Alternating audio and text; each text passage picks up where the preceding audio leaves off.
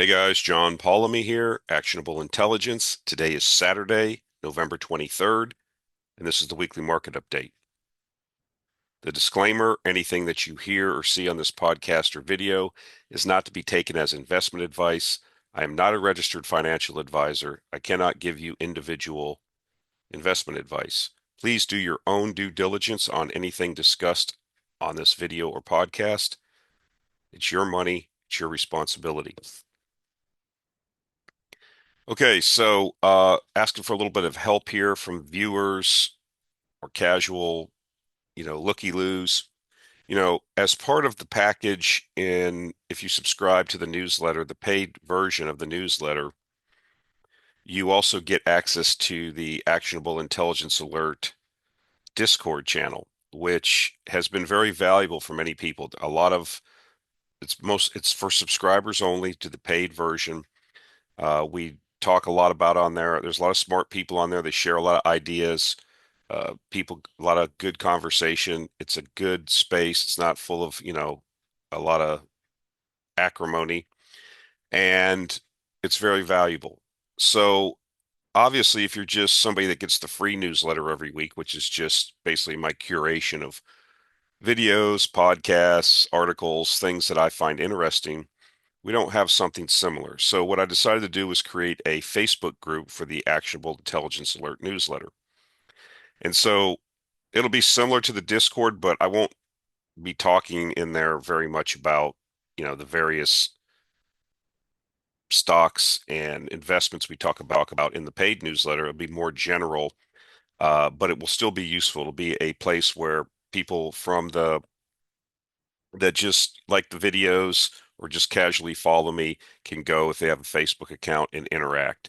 And I'll be posting things there during the week, articles, memes, videos, things I find interesting. So it'll be a place where if you do have a Facebook account, I don't know how many people have a Facebook account anymore, but this is a Facebook group of people that basically are interested in the actionable intelligence alert uh, universe of our offerings, the videos, the free email. And so I ask if you do have a Facebook account that you go over there, that you subscribe. It'll help get the thing up and running and, basically hit the algorithm upside the head that this is a group that's actually growing. So I'll put a link in the show notes to the Actionable Intelligence Alert Facebook group. And if you can go over there, if you're so inclined, uh, make it useful, make some comments. If you find the thing interesting, I'll have polls in there. I'll be active in there uh, as I'm active in the Discord. But I found what happened with the Discord was as people joined, it basically just grew organically, and the subscribers basically keep the thing going. They have a lot of good ideas, they interact, and there's a lot of back and forth. So I'm hopeful that the same thing will happen in the Facebook group. Obviously, I'll be moderating it. We'll see how it goes. So that's open for everybody. And I ask that, like I said, if you have an interest in what we do here, that you go over there and take a look. All right, getting into this week's slides. So some Jesse Felder on Twitter or X. Record numbers of U.S. executives are selling shares in their companies. The ratio of insider sales to insider buys has hit a record high for any quarter in 2 decades. So this is typically not a good thing when kind of go back to what Don Cox said. I'm going to kind of be borrowing one of his quotes. It doesn't necessarily apply, but it does a little bit. He used to say when something was at a bottom, those that love it, those that know it best, love it least. And that would be like a contrary indicator to buy things. But I'm kind of applying it to insiders here and their selling of stock. Insiders sell stock for a lot of reasons. They get options, it's part of their compensation. They want to monetize that. But we're seeing like when you see a record number of people, insiders selling stock, that should be telling you something about, maybe we're at the top of the profit cycle. Just an idea. Not everybody there is selling stock to buy a house in Aspen or for tax reasons. It's because the people that know these companies best, know what's going on. They see the numbers, they see the trends before anybody else. And so that would be my contention. That's what we've seen in the past.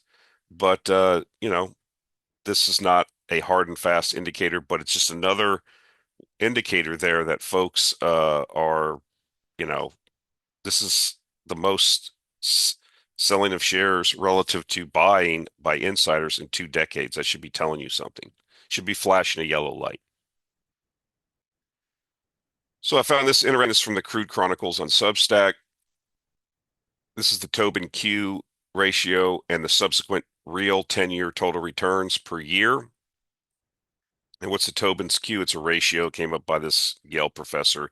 Basically, the value of companies' assets relative to or divided by, I guess, the replacement value. So basically, as the Tobin Q increases, this ratio increases, you see this thing goes all the way back to 1900, so it's back tested. You see this correlation, and you see how the returns are here. It's kind of inversely correlated. So as the Tobin's Q has went up in the past, the replacement cost of the assets for these companies, has publicly traded companies, goes up and hits these extremes like, above 1.5. Here we're at almost a record high of 2 times. You've seen that markets have performed poorly going forward. And so this is just another indicator. This is, 100 years of data here, 120 years of data. So people can disregard it. It doesn't necessarily act as a market indicator like, oh, you need to sell next week. But we're seeing more and more, going back to what we've talked about with the insider sales. It's just another indicator showing the overvaluation that are at historic highs. How much higher can this go? How many more people haven't figured out that the stock market went up and have money to deploy? So that doesn't mean it's going to go down next week. That doesn't mean it's going to correct. But I'm telling you that over the next 5 to 10 years, likely that the returns in the U.S. stock market are not going to be that good. Now, I may be wrong. There's a lot of people that will argue that I am wrong, that the U.S. is the best place in the world to invest. It has the best markets. It has the best technology. It has all this stuff. I don't agree with that, but that's what a lot of people will tell you and argue. And so we'll see how this goes. I'm not anti-American. There's a lot of good places to do business here. There's a lot of opportunity here, as I've stated before. But, to disregard historic valuations, historically, I play probabilities, and all the probabilities are telling me that this is, I sound like a broken record, but, I sell overvaluation and buy undervaluation. That's just what I do. And there are undervalued sectors in the US, but there's a lot of undervalued things around the world. And I really like Asia. I like the global South and East. It's coming on strong. There's ways to play that are not like, way out there. I like Latin America. I think there's a profound political change happening there. Um, you see Bukele, for example, in El Salvador, completely turn the country around. You see the reforms that are taking place in Argentina under Milei. You're seeing, they're going to have elections in Latin America coming up over the next couple of years in Chile, in Colombia, in Peru. I mean, these people that are in power there that are more left wing, if you will, they're polling very bad. The president of Peru is she's polling at like a 6% approval rate. She's not going to get reelected. And the same thing in Colombia and the same thing in Chile. Not as bad, but polling in, 25 or 35% approval ratings, so that you're not going to get reelected. And so people can see what's happening. You see the move away from leftism is happening around the world. It started in 2016 with Brexit and the first Trump administration. Then we had this pushback, the empire strikes back. But I think, it always comes down to pocketbooks. It always comes down to if I'm looking around and I'm seeing myself get poorer relative to other people, what's the problem? Well, the policies. And these governments simply, in many cases, are there for their benefit or for some other agenda that's outside the national interest of the people in the country. The government is in place to make your life better, not worse. And in many cases, especially in Western Europe, for example, the government exists just to make people's lives worse because it has an agenda that's tied to a more globalist they hate nationalism. I remember watching Merkel one time. There was some kind of rally or something when she was in power in Germany, and somebody was holding up like a German flag, not a current German flag, not like something from the 30s, a current German flag, and she grabbed it and pulled it down. She didn't want that because she's not a nationalist. There's people are transnationalists. They're above national interests. They are globalists, and that's just out. That's peak ESG, peak globalism. That's over with. And that's my view. And so I think that, I may be wrong. People may disagree, but I think that's the case. And there's just too many things, too many cards lining up. Like I said, like in poker, you get dealt a hand. What's the probability over not just this particular hand, because anything can happen in any individual hand. People get lucky, things happen. But over 1,000 hands, if you get dealt two aces uh, in Texas Hold'em, what are your chances of actually winning the hand if it's played out over 10,000 times? Probably more than 50%. That doesn't mean on any individual hand you will win. So I'm about probabilities here. And when I see these data points just keep lining up, lining up, lining up, I'm like, I have to go back to my philosophy, which I feel has been has worked very well for me, which is I don't want to buy overvalued assets that are historically overvalued. I want to buy things that are undervalued. Again, this is another indicator. So here we have, record flows into Bitcoin. Bitcoin's knocking on the door of 100K. Um, Obviously, this is because a lot of it has to do with liquidity. It has to do with the emergence of the ETFs. How much higher can it go? I mean, I'm using Bitcoin as a proxy for what global liquidity looks like.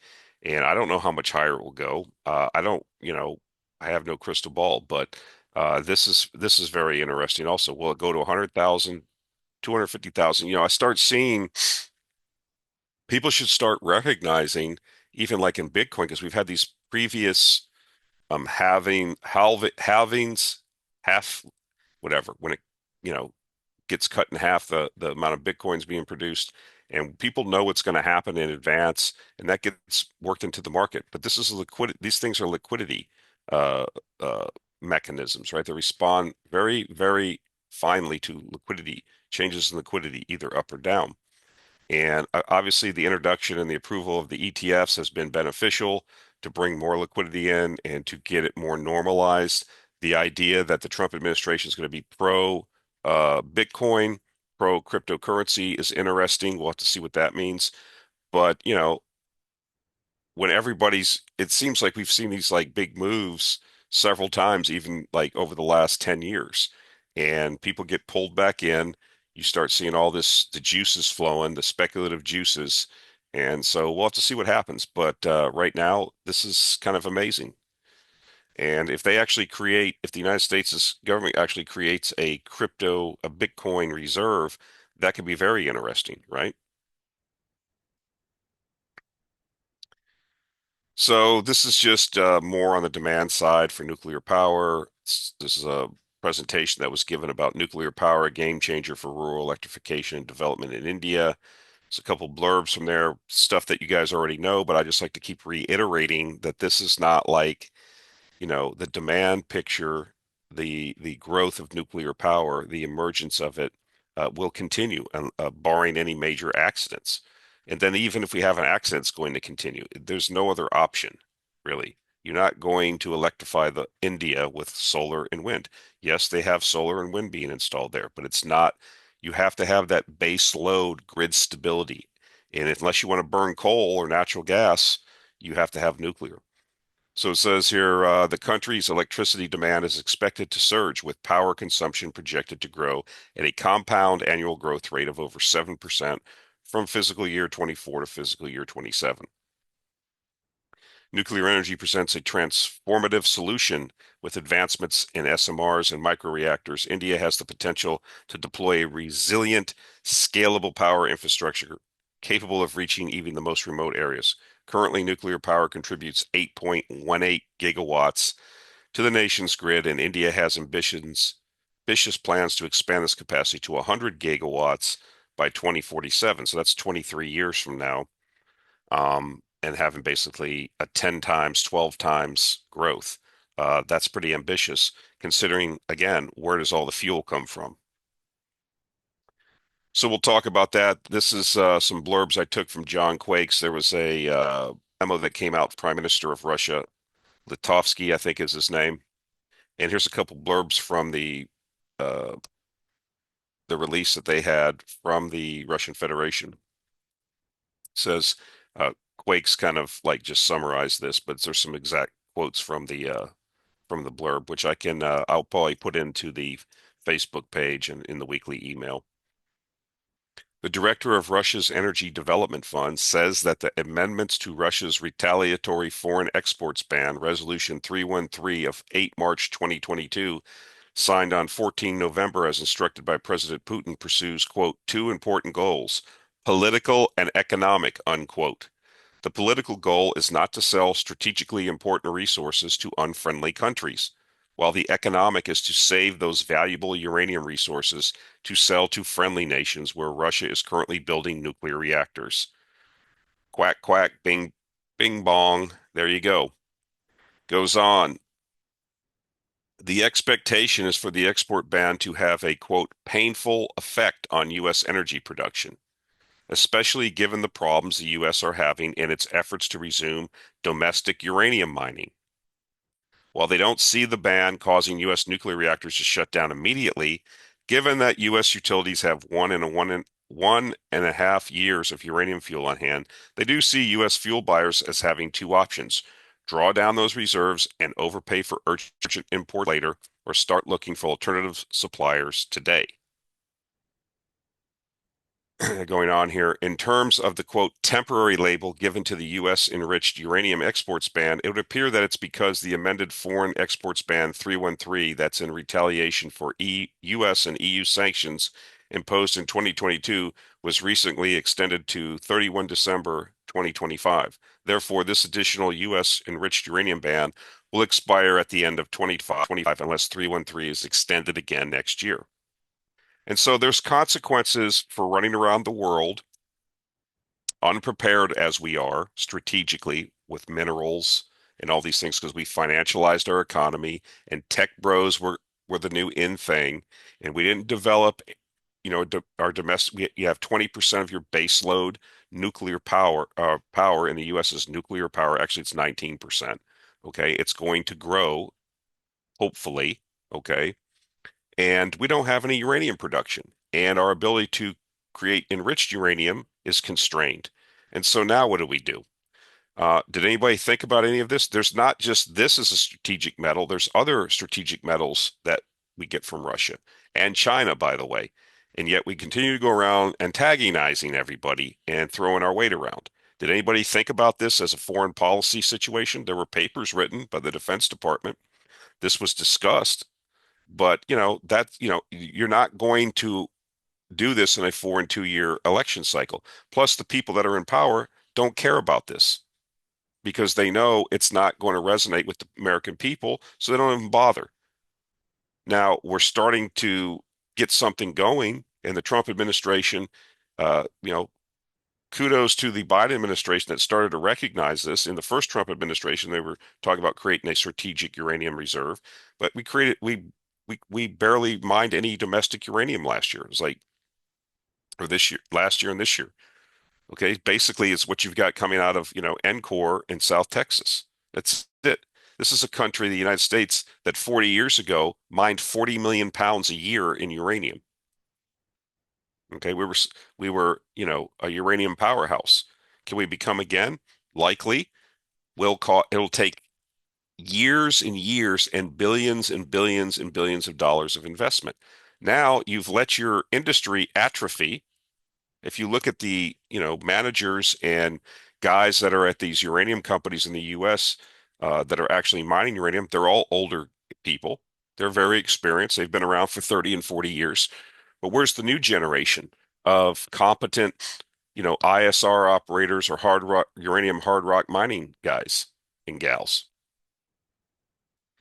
That wasn't the thing to do over the last 20 years.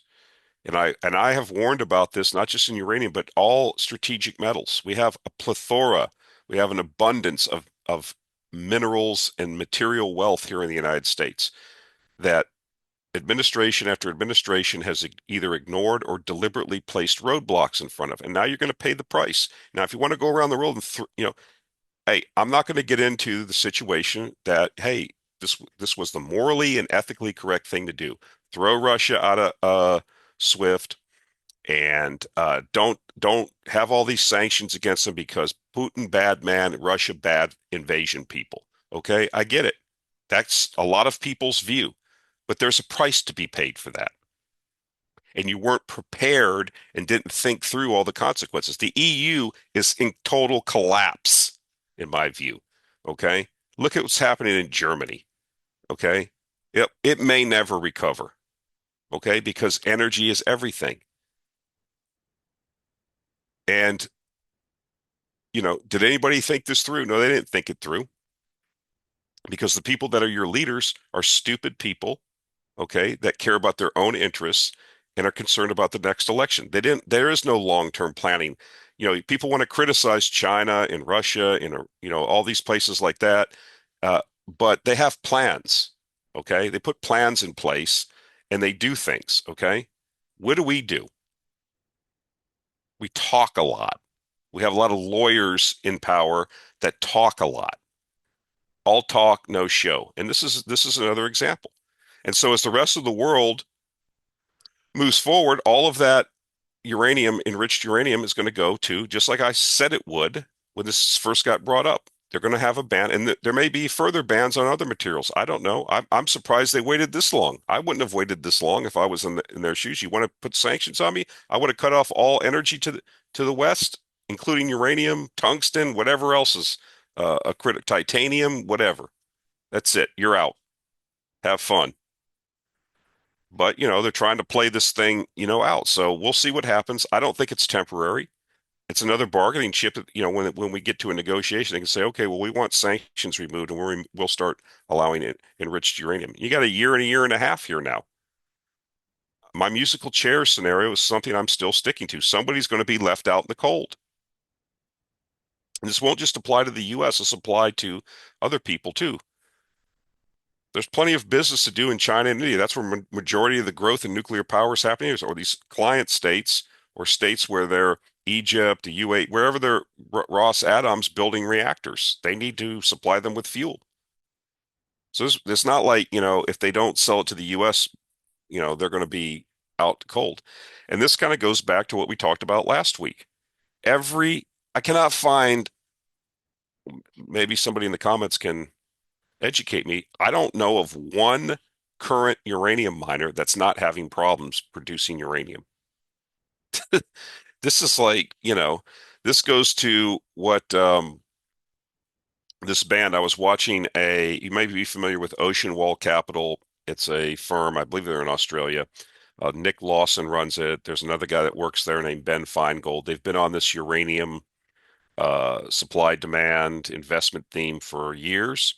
They had a video this week on metals and mining. I think it was. I'll have it in the weekly email, and I'll probably post it on the Facebook group, where Nick Lawson basically said this ban by the Russians is the Cigar Lake moment. If you recall from the last uranium bull market, the thing that really kicked it off was the flooding issues that Cameco had at the Cigar Lake mine.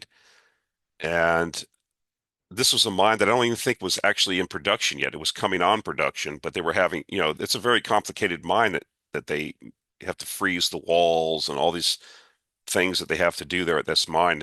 It's running now. It's, doing producing, but back then, that was the catalyst. That was the news event that kicked off this that huge, move in uranium that we saw during the last bull market, culminating in uranium basically reaching a high of around like 147 bucks a pound or whatever it was. I can't remember, 150 bucks a pound.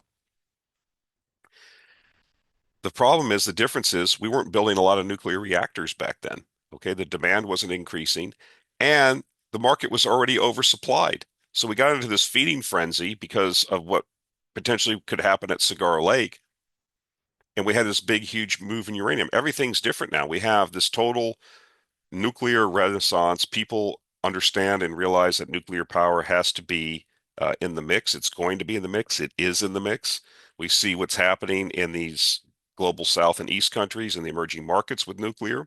It's one of their main energy sources going forward.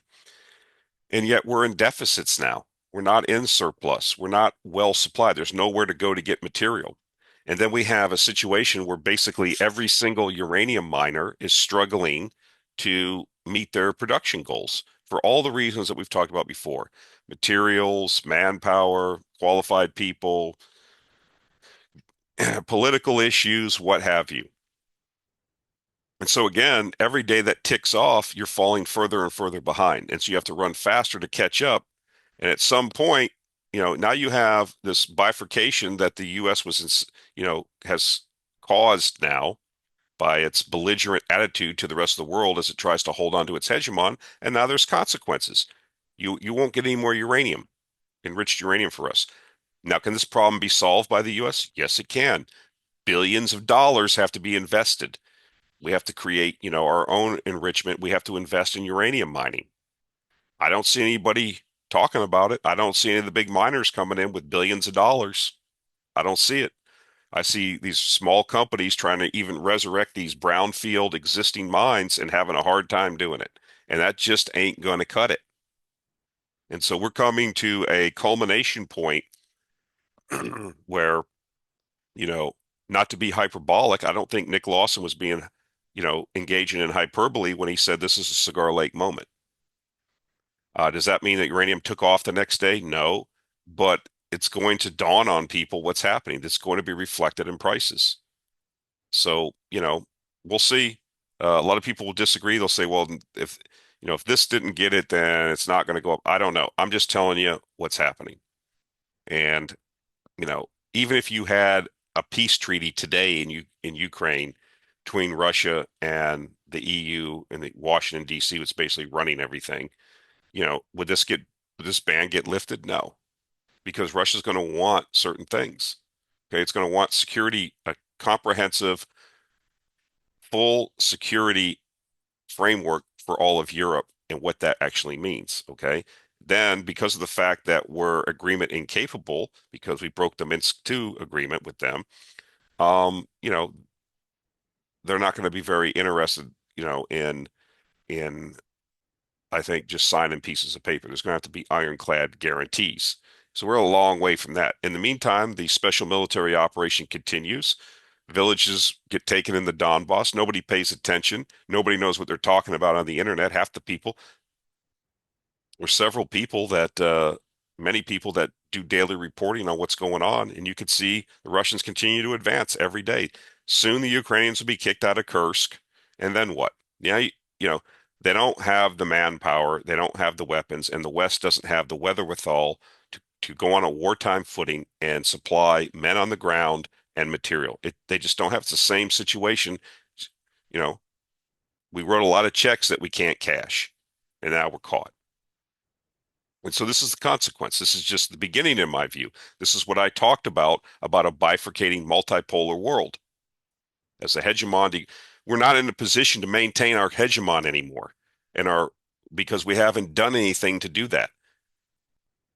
We've rested on our laurels. If you want to have an empire, you better look for all your weaknesses and where the risk. Somebody should have done a risk analysis and said, well, we have to rely on China for all these things. We need to, we started to disengage from that, but is that going to be possible with $36 trillion in debt and growing $1 trillion every 100 days? I don't know. So again, this isn't Russian propaganda. This isn't Putin apology. This is reality. This is real politic, whether you like it or not. And it does have investment implications. It has implications for the United States electrical grid. There should be an immediate conference in DC about this, and let's deal with this problem. But everybody's going to be on break, and everybody's just going to sit around, and it'll solve itself, right? Honeywell will build some more centrifuges, and we'll be fine. Okay, well, we'll see. So this is from Tavi Costa, Crescat Capital. Worst relative performance of global markets versus the U.S. stock market in 25 years. So this is it's kind of a busy chart. It shows you basically the relative performance. You see 2024 is the worst relative performance of global market versus U.S. stock market in 25 years. We talked about that earlier. I like to buy things that are undervalued. That's the rest of the world versus the U.S. The U.S. is extremely overvalued. It's riding on a lot of hot air in my view of the market. And, the value to me is I like to buy things that are cheap. It's not like I'm just buying these things on a hope and a prayer. I mean, a lot of these companies that I'm buying in these emerging markets are paying double digit dividends. Yes, you could say, well, the dollar's going up, John. If the dollar goes to 120 or 150 on the Dixie, you're going to get killed. Yeah, I agree. Is it going to do that though? Maybe. We'll see. I don't know how the dollar, I think that I don't think that's going to happen. Let's put it that way. So I'm bullish on certain places, like I've talked about many times. And here's another chart. I mean, if you want contrarian investing, this is it. If you want to buy what everybody else is buying, where all the news is baked in, again, you have to look at things for where are things going to be 18 months, 24 months from now, not what's happening right now. So here's GMO. They come out every month. I publish with the projected forward returns. They're saying the same thing. U.S. stock market is projected to have negative returns every year for the next 7 years. Does that mean it's going to happen? No, but that's what the data is saying. That's what the historical data is saying. That's what this chart is saying. Okay. So another data point, where's the opportunity? Emerging market value, emerging markets, national, international, small cap. I mean, there you go. Most people have home country bias and they'll look at this and say, okay, that's fine, but they won't go there. And so I don't know. I don't know when it's going to kick off. It may take a year or two. Who knows? It may take 3 or 4 years. I don't know, but I'm getting paid double digit dividends in companies that are growing that are going to be taking advantage of the positive demographics, lower debt thresholds that a lot of these emerging markets and foreign markets have relative to the US and Western Europe. I'm sorry, but that's where I want to be. If I have to underperform for some period of time, then I think that I'll get paid in the end. So this kind of comes from US Global Investors. I wanted to put this. This is pretty good. Gives you a visual. This is the hidden cost of regulation in US life. This is household expense budget of 66,928 compared to regulatory costs. So these are the different costs that people have for their you know, every year you see housing's your basic expense, but here's the cost of complying with all of the regulation, government regulation. So, during the Clinton administration, there was an effort to, with Newt Gingrich and his Republican Congress, Bill Clinton, that's the last time we had a surplus, by the way, in the budget. But there was a lot of regulatory changes. I think they saved around $150 billion dollars and they reduced a lot of regulation. But, you know, since then, which is 30 years ago, how much has the government grown since then? So there's an opportunity. I'm not discounting that. I'm just saying that, you know, politics change, right? And these entities, I've heard these wild things of sending all these federal employees home and not giving them internet access or putting them in like New York, the new school district used to do, New York City School District, when they had a teacher that was accused of some nefarious behavior with a student. Instead of firing them because the teachers union was so strong, they put them in a rubber room. That's what they called it. It wasn't an actual rubber room, but they would just sit there in this room at a cubicle and not do anything, and they would be on the payroll. And there was a suggestion that, they find some big office building 30 or 40 minutes away from um, DC and just have all these like high level GS-15s or whatever and above just go there and sit there in cubicles and not do anything all day. I don't know if that's what will happen. I mean, I think that there will be some, you know, but again, discretionary mandatory spending is 77% of the budget now. So you're only working with discretionary spending of 23%. You need, and I've said it before, and it's funny listening to the comments, people will come back at me. It's like people don't listen or they don't want to listen. They just listen enough. They keep their mouth shut because they want to talk, but they don't listen. I don't think that the Doge guys are going to solve the problem because it's a math problem. It's a compounding problem. And there's not enough discretionary spending that you can cut to make a difference. 77% of the federal government's budget is mandatory spending, okay? You can't just, you have to reform the entitlements. And you start doing that, and everybody goes nuts. And I can tell everybody at Thanksgiving, your grandparents are going to be there. Take your phone out, bring it up with them, educate them on the court case that the Supreme Court adjudicated back in the 1950s, Nestor versus Fleming, where they said that these entitlement programs are the benefits can be changed anytime. They're not 401ks, they're not annuities. There's no account there for you. These are at the whim of the Congress to change. And eventually they will be changed. Once we have a fiscal crisis or monetary crisis, they will be changed. They've been changed before in other countries. They'll be changed here. You know, a lot of people that were in choo-choo train industries and manufacturing in the 70s had pension plans and 100% health care for retirees and all this stuff. The companies went bankrupt and all that stuff went away, whether you liked it or not. And to suggest, unless there's going to be radical surgery and chemotherapy beginning on January 20th, eventually you're going to have a fiscal and or monetary crisis in the US, and all those things are going to go away, not because people are going to cut them and be mean to you, because they're mathematically not viable, and they have the ability, the Congress, to do that. That's what the Nestor versus Fleming ruling was about. Now, can they change all that? It's all possible, but I doubt it. What does that mean? It means higher taxes for Social Security and Medicare. It means lower benefits. It means higher retirement ages. They're just going to have to do this because that's where the money is.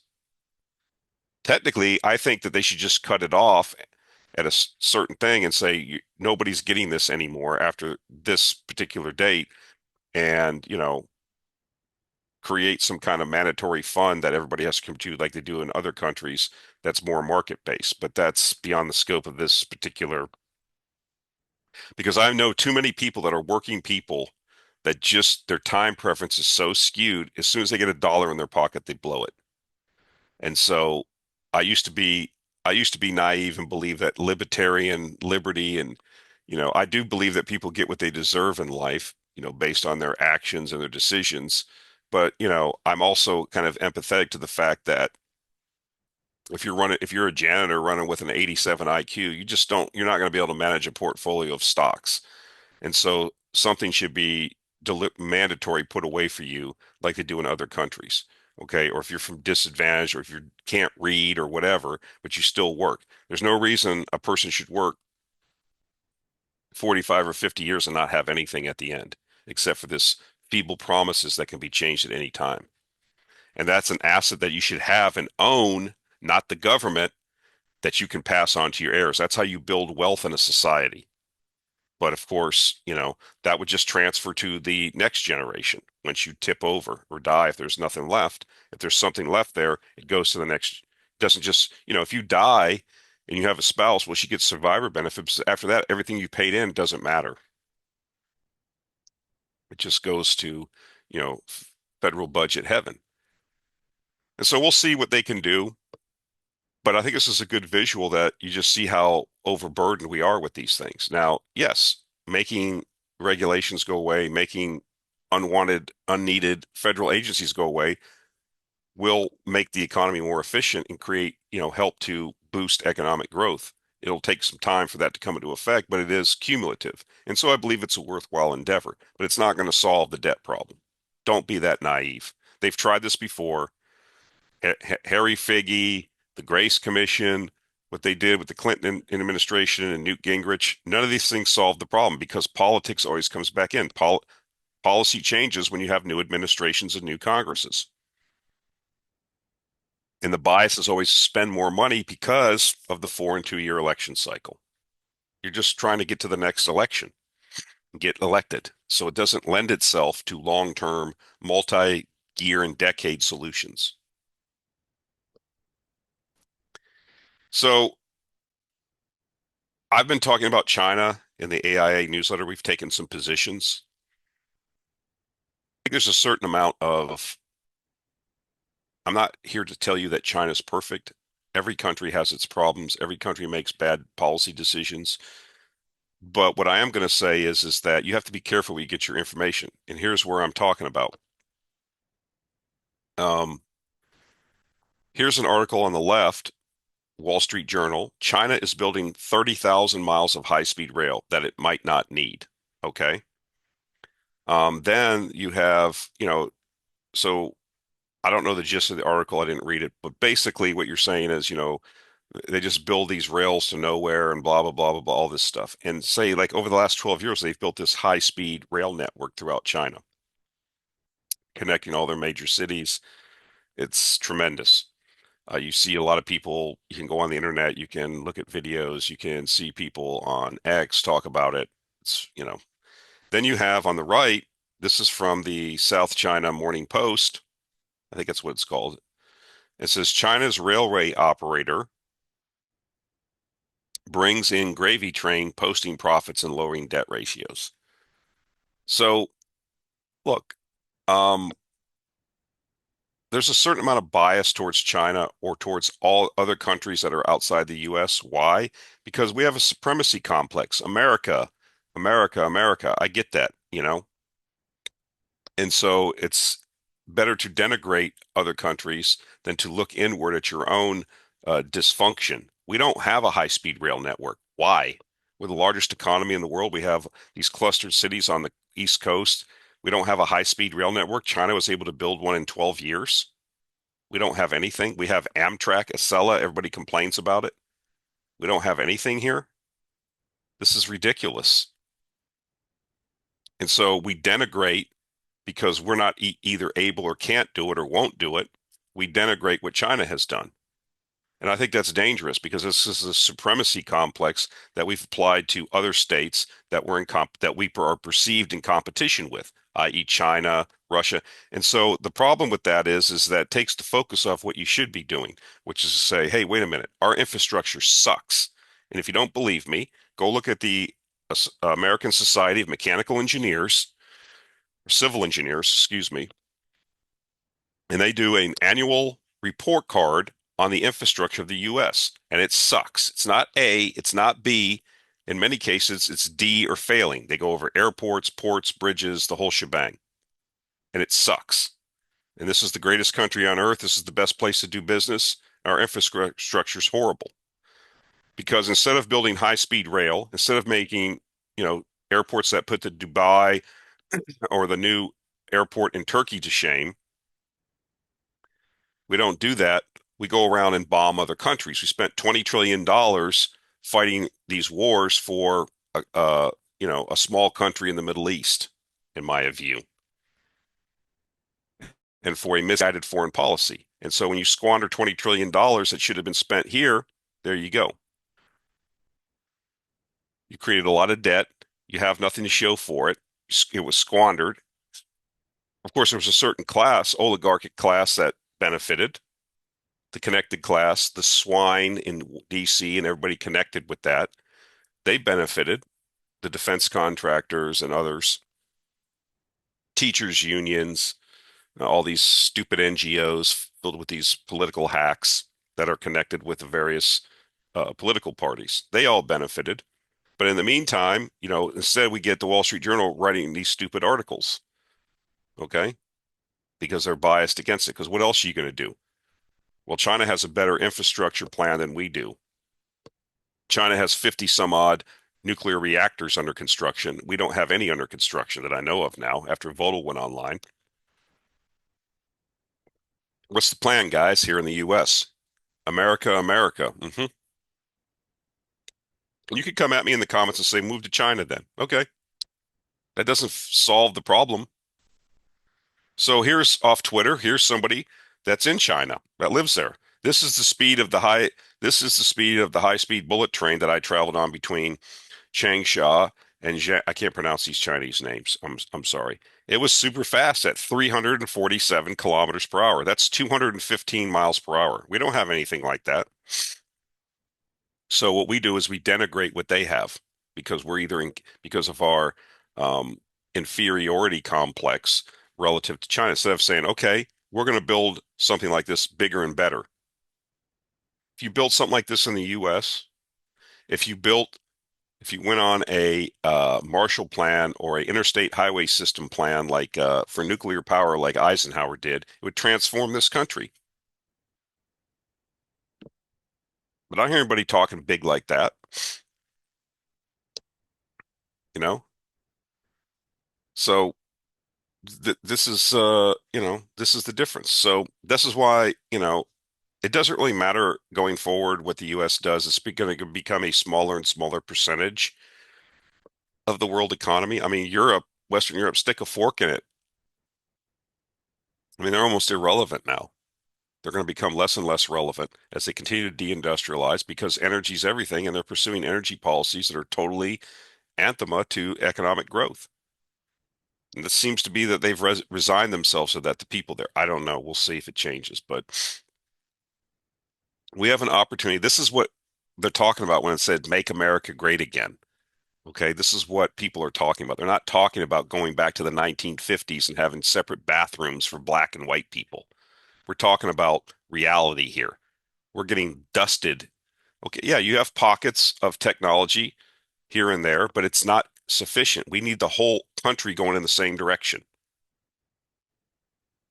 So do you want more wars in the Middle East or war with Russia and China, or do you want high-speed trains? Do you want to conquer space?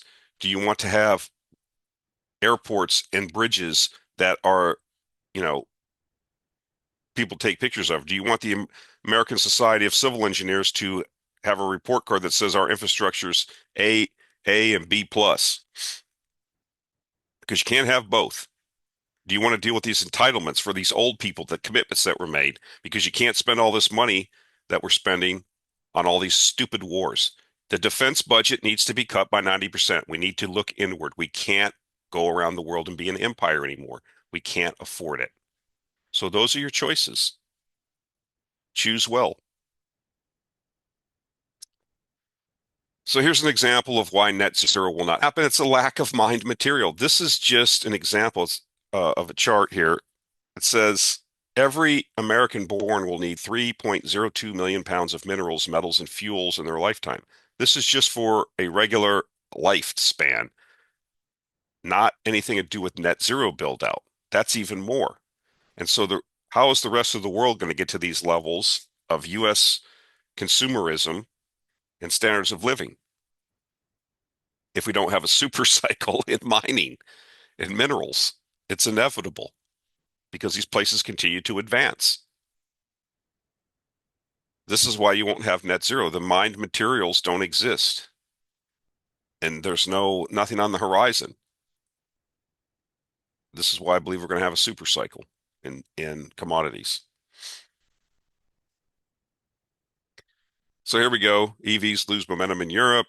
Ford plans 4,000 more job cuts in Europe as EVs lose momentum. Reductions amount to about 14% of car maker workforce.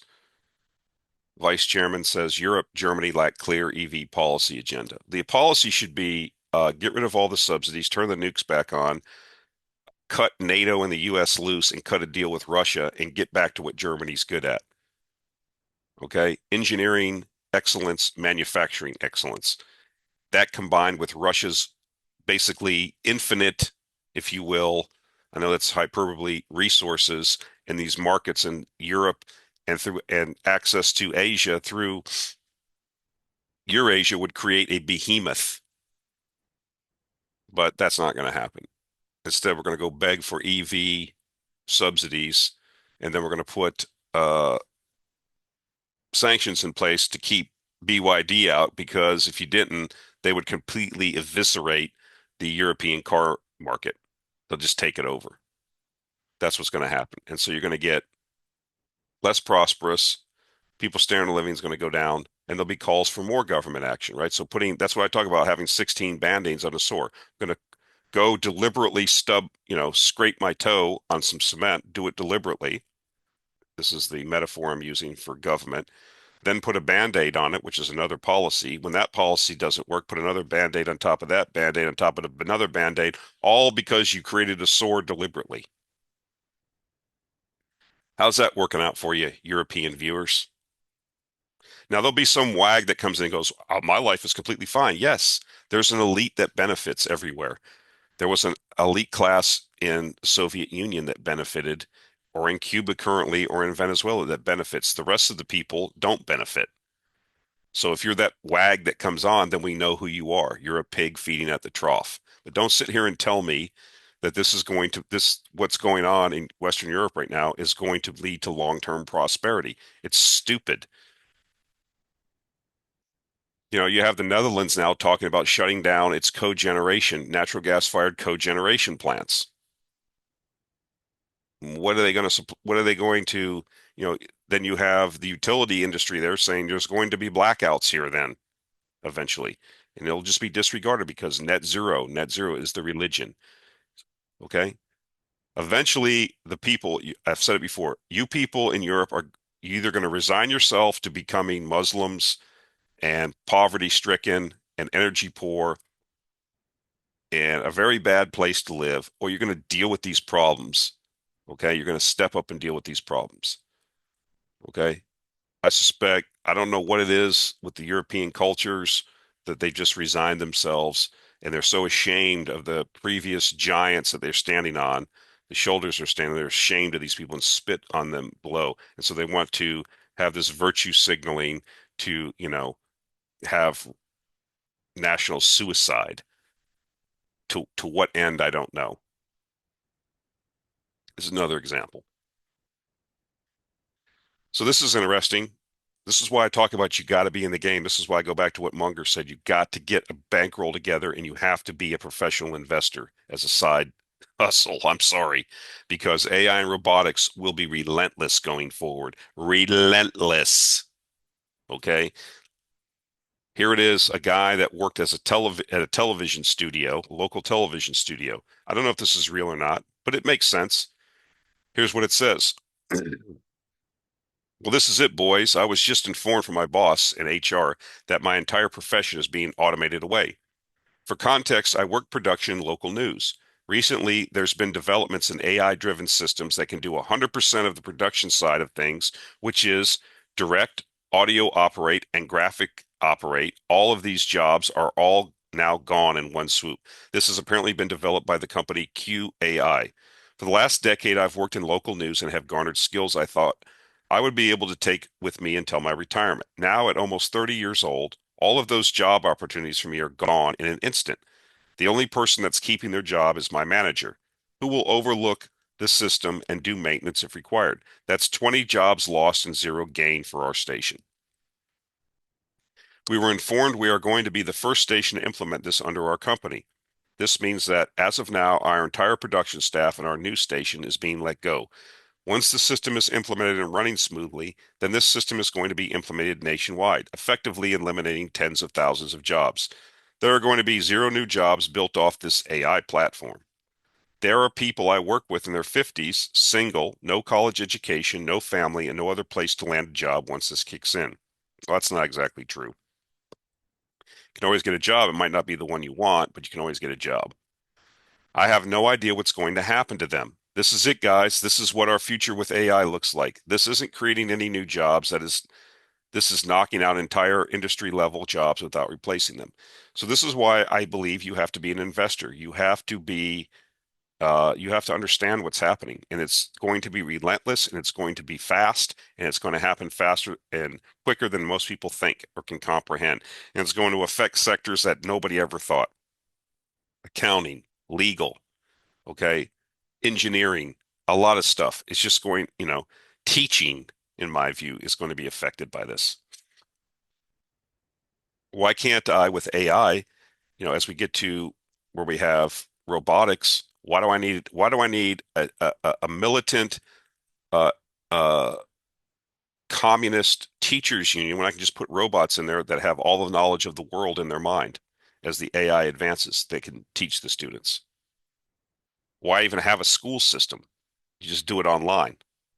I mean, I'm not saying that's what's going to happen, but you could see, you can let your mind run wild. Okay. And a lot of these, unfortunately, I'm not going to get into, I'm not one of these people that believes teachers are heroes. It's a job like every other job. Some people are good at their job. A lot of people are not good at their job. So believe me, if they can, and people need to understand something. I've said this before and I'll say it again. You are not hired because you're of your personality and you're so wonderful and the people there want to be friends with you. You're hired to do something and add value. If you're not adding value or if they can get rid of you and save money, that's what they'll do. Don't be naive. This is why you got to put a bankroll together and you got to be in the game because things are going to change so rapidly. It's going to catch people. And if you don't, like this guy says here, okay, there are people I work with in their 50s, single, no college education, no family, no other place to land a job. I have no idea what's going to happen to them. Don't be this person. Don't be the person that works your whole life and doesn't accumulate any wealth thinking Social Security is going to be there for you. Don't be these people. Don't have a skewed time preference. Okay, that's it for this week. Appreciate the support. Again, check out the Facebook group for Actionable Intelligence Alert. If you have Facebook, that'll be available for you. I'll put a link to it in the show notes. That's it for this week. Thanks a lot. We'll talk to you next week.